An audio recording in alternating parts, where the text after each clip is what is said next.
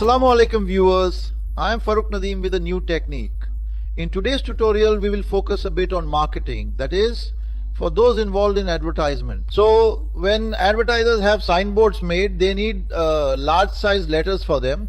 These can be various alphabets which could be numerical in English or in Urdu as well. So when they need different alphabets in 3D form, usually the person goes to a third party to have them made, but I'm going to give you a tool with which you can convert alphabets into 3D, and not only that, you'll also be able to cut them into 3D form in a very short time. So you are about to get a new tool with which you can even capture advertising agencies as clients. Previously you were only working with carpenters or focusing on interior work, but after today's session and the tutorial I'm about to give you, you'll be able to target advertising agencies as well. You can offer your products to them too. You can also work on this product independently. So let's get started. I'm creating a new file here. Let's create a new file.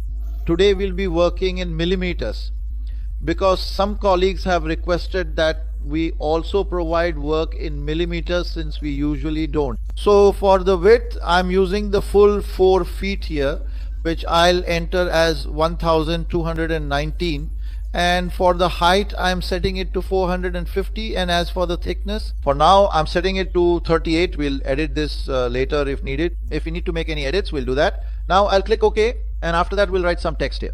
Look, I've activated a text command, and here I'm setting its height to 300. I'm making it bold, and here I'm writing cake camp. I've written the cake camp text. Bring it here, and you can change its size, either adjust it within your given size or follow the customer's requirements. So one thing we can do is center this text here and set its base to Caribbean center.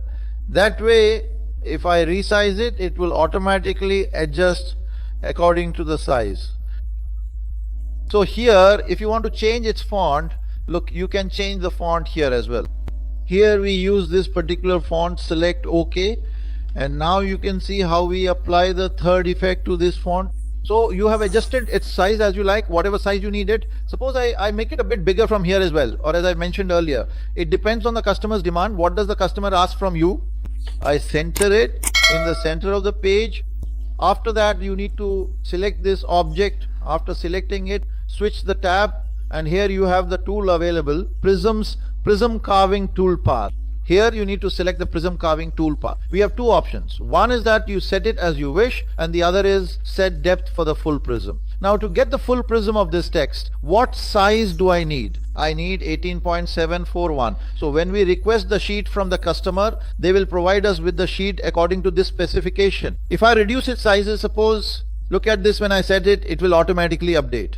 So I'll undo it here. After selecting it, I set it, meaning I give it full depth with this selection, so it automatically becomes 18.78. This means that the sheet we need here should be at least 18, or if you want to leave some thickness at the bottom, then you can add extra accordingly. For example, if you want to leave about 1.5 millimeters, or actually if you want to leave 100 microns at the bottom, then you take a 22 mm sheet. But keep one more thing in mind. If you're working with MDF or something like HDX, you have to consider its thickness, because usually it comes in 18 mm thickness. So if you want to use that, you'll have to make this text a bit smaller. See, if I reduce it to here and calculate, it becomes 18. If I make it a bit smaller on this side, these are the things you should know, which you'll discuss with the customer. This came out to 17, so there will be 1 millimeter of thickness left, and since the sheet is slightly curved, there can be a slight difference. So let's set it here. This gives a prism depth of 17. The sheet we select for this will be 18 mm. Here you can see it's V-bit. Which V-bit tool you want to use here depends on you. In this I have set its pass depth higher at 8 mm. Stack it and calculate. As soon as you calculate it, preview it. See, it has created its prism. Now it has cut away the excess material and created this shape for us. Now since we want to cut out these words from it, to remove these words from inside, one way, as we discussed earlier, is to do their nesting. You will place each word separately in it and nest them. so the words will adjust within each other and save your material. You can also create a prism for that. Since I'm just giving you a practice example right now, these things are now up to you, mashallah. It's up to you now. What needs to be done? We need to cut it, meaning we have to remove its material. So here I'll go to the profile toolpath, come to 2D. We've already selected the object. Go to outside, select the tool. Which tool should we select for this? That depends on what tool do you want to use in its corners. So here I'll call it a 4M tool. Now since we don't have a 4mm tool available, I'll take a copy of the 3mm tool and set it to 4mm here, set the number of flutes to 2 and create the setting. After creating the setting, the pass step, now I'm about to tell you something very important. The pass step, I'm setting it to 18 right from the start. Why am I setting it to 18? That's the step over. Okay, leave everything else as it is for now. After applying, I selected it and exited. The 4mm tool has now been applied here. We have to keep it on outside and calculate it. Now since we've set the sheet thickness to 40 but the material thickness is 38, we'll look at all these things. See, I'll cancel this. Here we'll set it to 18, the sheet thickness we've set. Go to edit and see from the pass time that I had set it to 18, so it would cut in a single pass. Now I'm going to calculate it. As soon as I calculate and preview it all, see here it's ready to be cut. But when we first placed the sheet, I mentioned that we'd set this value later. So see, here I'm setting its thickness to 18, set the sheet thickness, recalculate here. Once all your tools have been recalculated, and after recalculating, bring it back again. Now for the 4mm tool, go to its edit. The pass steps are set to 18 and okay, calculated, previewed all. See, as soon as I previewed it here, you can see it's cut with a single pass. With a single cut, it has cut these words. I double click here. See, double click on the material you want to remove, and here it has created the words in 3D, and even that 1mm thickness has been applied below. However much thickness you want to add below, just take a thicker sheet and you can set the profile cut accordingly. In this way, you have these 3D letters available which you can give to your customer. They can paste them separately on any sheet and get a 3D effect. But keep one thing in mind, when we do a profile cut, don't forget to add tabs. Here with 12mm and 6mm thickness, I go to edit tab and add tabs.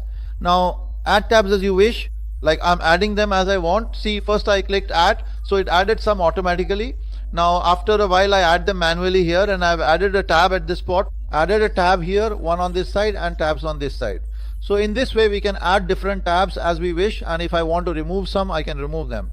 I remove this one. Instead I add a tab here, so you can do all these settings manually from here. Now I've calculated it, reset, preview all, and see, now the tabs have been created inside them. The benefit of this is that these letters which have become delicate won't fall or break. Your tool won't get damaged later. Just cut them off from here with a bar or a cutter and separate them. I mentioned to you here that the profile cut I did it in a single pass. Why? Because this entire area has already been deepened with the help of the v-carve tool.